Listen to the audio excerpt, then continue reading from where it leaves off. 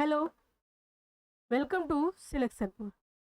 आज हम आपके लिए एक नया क्लोज टेस्ट लाए हैं जो कि आपके प्रीवियस ईयर CHSL एग्ज़ाम में पूछा गया है। हम आपको बिल्कुल रिसेंट एग्ज़ाम में पूछे हुए सारे क्लोज टेस्ट करा रहे हैं। इसके लिए आप मेरे वीडियो पे बने रहिए और वीडियोस को शेयर कीजिए, चैनल को सब्सक्राइब कीजिए। बिल्कुल लेटेस्ट क्वेश्चन जो कि रिसेंट एग्जाम में पूछे गए हैं, हम आपको बताएंगे कि कैसे हम क्लोज टेस्ट के साथ डील करते हैं और कैसे उसको समझ के ग्रामर और वोकैब के नॉलेज से क्लोज टेस्ट को सॉल्व करते हैं।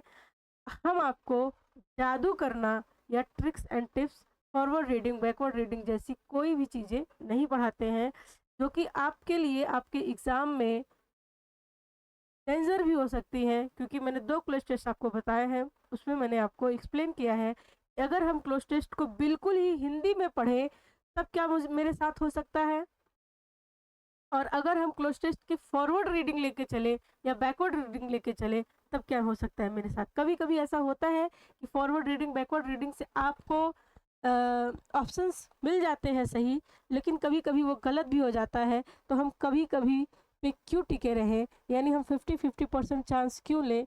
हम अपनी समझ और वोकैब और ग्रामर की नॉलेज पे क्लोज टेस्ट को सॉल्व करेंगे। तो ये है आपके क्लोज टेस्ट, आप इसको पढ़िए। उसके बाद देखिए,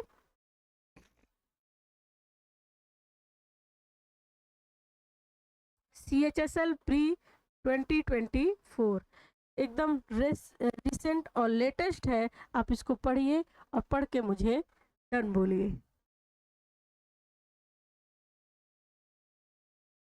चलिए, हो गया? अगर नहीं हुआ हो तो आप वीडियो को पॉज करके इसको डन बोलेंगे। देखिए, as Paul was his supper, as Paul was his supper. तो अब आप इसकी एग्जाम्पल देख लीजिए, grazing, eating, feeding, churning. Okay, grazing, eating, feeding, churning. अगर मुझे इस सपर की मीनिंग पता चल जाए तो मुझे ऑप्शन सिलेक्ट करने में आसानी होगी।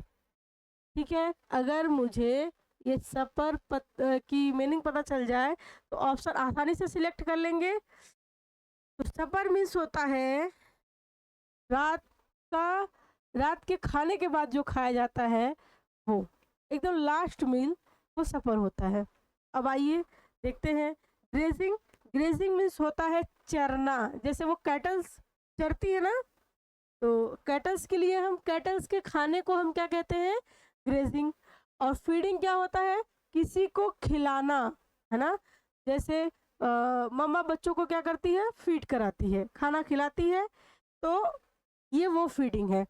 और चर्निंग क्या होता है, चर्निंग मीन्स होता है मंथन करना। जैसे वो गांव में वो दही दही को ऐसे ऐसे करके उसमें से मक्खन निकालते हैं, तो उसी प्रोसेस को चर्निंग कहते हैं।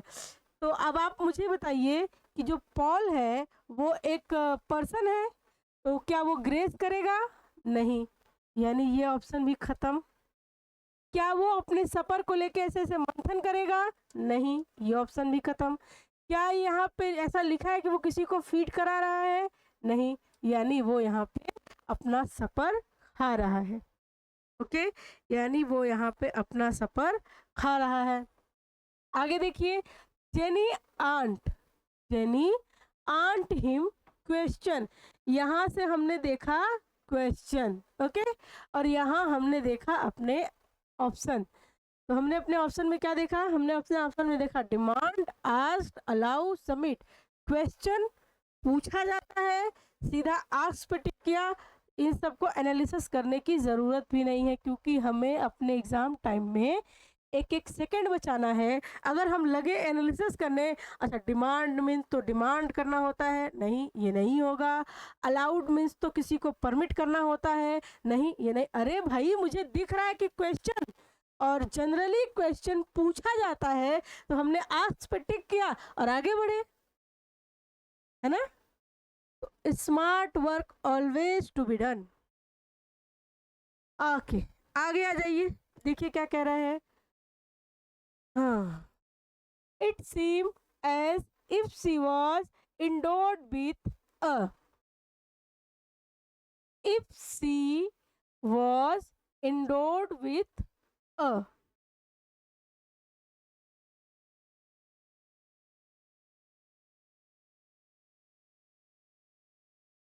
यहाँ पे डी तो है ही नहीं, है ना, यहाँ पे डी तो है ही नहीं, लेकिन कौन सा ऑप्शन है?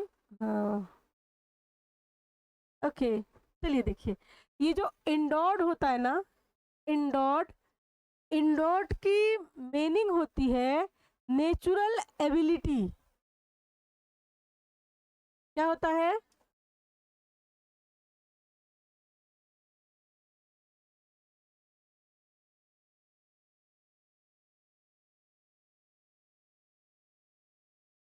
Natural ability.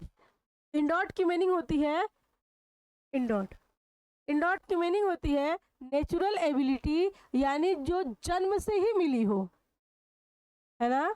जैसे कुछ लोग कहते हैं कि जैसे कुछ लोग होते हैं बहुत अच्छा डांस करते हैं, तो ये क्या होता है, उनकी नेचुरल एबिलिटी होती है, उनको सिखाना नहीं पड़ता, वो बहुत अच्छा डांस करते हैं। जैसे कुछ लोग बहुत अच्छा गाना गाते हैं, तो वो नेचुरल एबिलिटी होती है। तो इंडोर्ड का मतलब होता है नेचुरल एबिलिटी। ओके, तो अब आप मुझे बताइए, हमने ये देखा कि सी वॉज इंडोर्ड विथ अ, और अपने ऑप्शन में देखा वीकनेस। अच्छा, नेचुरल एबिलिटी वीकनेस होती है? नहीं। अगर नेचुरल एबिलिटी टेक्निक होती है? नहीं, टेक्निक तो हम लगाते हैं किसी चीज़ को खोलने में, बांधने में, इसको सॉल्व करने में, तो क्या ये नेचुरल एबिलिटी है? अगर नेचुरल एबिलिटी होती तो हम इसको सीखते क्यों? टेक्निक तो सीखी जाती है, यानी इसका मतलब ये भी नहीं होगा। टैलेंट, हमने देखा टैलेंट और हमने इस पर टिक किया, क्योंकि talent, he is a very talented student, वो बहुत ही टैलेंटेड स्टूडेंट है। तो उसको टैलेंट कहाँ से मिली है? बचपन से ही वो टैलेंट के साथ बॉर्न ही हुआ है, यानी वो एंडोर्ड विथ टैलेंट है। ओके, चलिए, ये हो गया। अब देखिए, which could Hunt for a dark and mysterious track, यानी वो जो आंट है, मतलब वो चाची जो है, वो आंटी जेनी जो है, वो ऐसा लगता है कि वो मिस्टीरियस और कुछ डार्क चीज़ों के लिए, डार्क चीज़ों का उसके पास क्या है, टैलेंट है।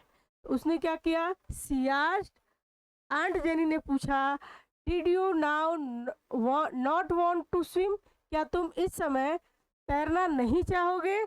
पॉल फेल्ट एंड अनकंफर्टेबल, कि इस समय मुझे तैरने के लिए पूछ रही है। फॉल्ट को क्या लगा, अनकंफर्टेबल लगा।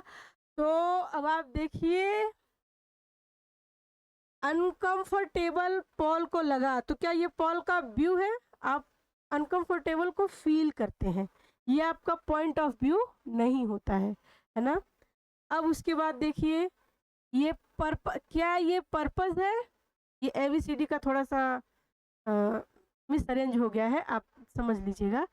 क्या अनकंफर्टेबल लगना उसका पर्पस है? अभी अभी मतलब क्या जो है पर्पस, अनकंफर्टेबल लगना इसका पर्पस है? नहीं।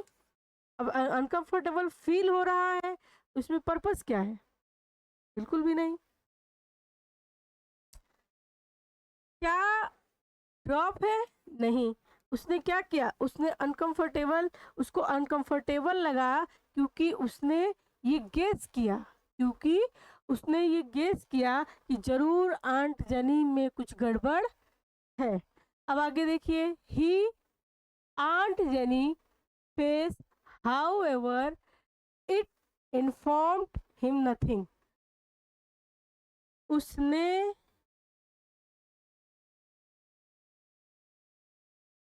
आंट जनी के फेस को देखा, तो उसे कुछ संदेह सा लगा, है ना। जब उसने आंट जनी के फेस को देखा तो उसे कुछ संदेह सा लगा। अब आप बताइए कि क्या आंट जेनी के फेस को परस्यूट किया जाता है? नहीं। क्या आंट जेनी, तो उसने क्या किया, आंट जेनी के फेस को सर्च किया। क्या किया, सर्च किया। मतलब कभी कभी हम होता है कि आंखों से चीज़ों को एब्जॉर्व करते हैं, समझते हैं, तो उसने क्या किया, आंट जेनी को फेस को सर्च किया लेकिन उसे कुछ मिला नहीं, तो उसने क्या कह दिया? तो ही सेड नो मैम, उसने क्या कह दिया? No ma'am. ओके, इसमें ऑप्शन थोड़े से मिसमैच हो गए हैं, लेकिन जो भी ऑप्शन सिलेक्ट करना है मैंने आपको वो सही बता दिया है। तो आप एक दो बार इसको फिर से देखिए और चीज़ों को समझिएगा। ओके, अब मिलते हैं हम आपको नेक्स्ट क्लास में नेक्स्ट क्लोज टेस्ट के साथ, जो कि आपके प्रीवियस ईयर में पूछे गए हैं। ठीक है, 24 के सारे क्लोज टेस्ट खत्म होने के बाद, 24 के CHSL के सारे क्लोज टेस्ट खत्म होने के बाद हम आपको CPO के, CGL के, MTS के सारे कराएंगे। 24 के, 23 के, 22 के, 21 के, इस तरीके से हम सीरियल वाइज चलेंगे, ताकि हम पहले रिसेंट एग्ज़ाम, फिर उससे रिसेंट, फिर उससे कम, फिर उससे कम, इन चीज़ों को इस तरीके से देख पाएँ। अब हम मिलते हैं आपको नेक्स्ट क्लास में नेक्स्ट क्लोज टेस्ट के साथ। तब तक के लिए ऑल द बेस्ट।